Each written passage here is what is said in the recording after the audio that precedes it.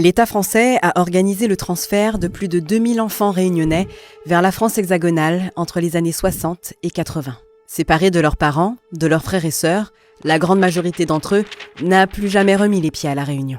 Cette histoire terrible, longtemps ignorée, est celle des enfants de la Creuse. Au début des années 1960, La Réunion, jeune département français, est très pauvre, surpeuplé. Du côté de l'Hexagone, les zones rurales souffrent de l'exode des populations vers les villes. Alors, l'ancien Premier ministre, Michel Debré, nouvellement élu député de La Réunion, a une idée. Organiser le déplacement d'enfants réunionnais issus de milieux défavorisés vers l'Hexagone. Ces déplacements seront encadrés par le Bumidum, un dispositif de l'État créé en 1963. Pour le député, cette initiative devait servir à aider les familles modestes de l'île et à offrir une bonne formation à leurs enfants. Par la même occasion, ça devait permettre de repeupler les départements ruraux, comme la Creuse, le Gers ou encore la Lozère. Alors, des fonctionnaires des services sociaux ont sillonné La Réunion à la rencontre des familles en difficulté, souvent touchées par l'alcoolisme, la misère ou encore l'illettrisme. Des parents sont naturellement séduits par la promesse d'un avenir meilleur pour leurs enfants, mais ils ne se doutaient pas qu'ils ne les reverraient jamais. Car les autorités françaises ont ouvertement trompé les familles, leur faisant croire qu'ils confiaient leurs enfants pour une période déterminée. En réalité, un document interne montrait bien que les enfants partaient pour un seul voyage.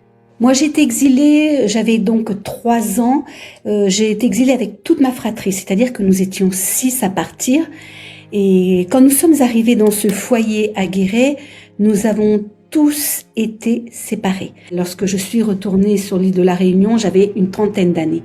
Un rapport de l'Inspection générale des affaires sociales de 2002 soulève, je cite, l'existence éventuelle de promesses faites aux parents, comme un effacement de dettes ou la promesse d'un logement moins insalubre. Ainsi, pendant une 20aine d'années, des avions spécialement affrétés ont quitté La Réunion plusieurs fois par an, avec à leur bord des enfants de tout âge, du nourrisson à l'adolescent.